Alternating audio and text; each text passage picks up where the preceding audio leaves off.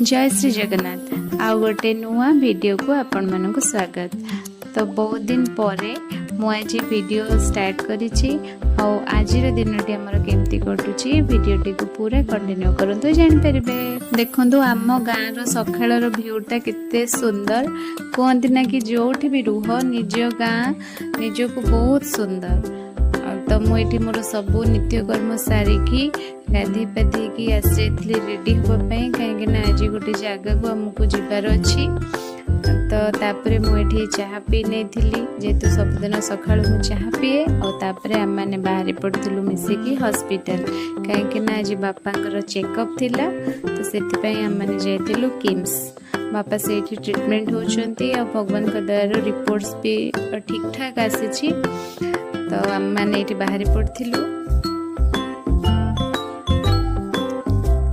रास्ते गला बेले मैंने ब्रेकफास्ट करने जेहेतु आम घरे ब्रेकफास्ट करके जाई नथिलु। देखंतु महानदी रे बे केते पानी केते आड़े बन्या हो जाइछि।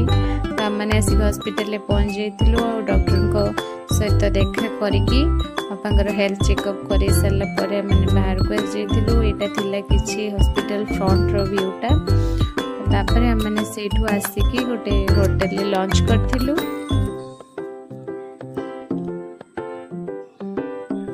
देखंतु यांको सेठू आम मैंने बाहर आसलु घर को बाटर किसी कम थी आमर टिके लेट हो जाता आम घरे आसिक पहुँचू पहुँचू हो जाता संध्या।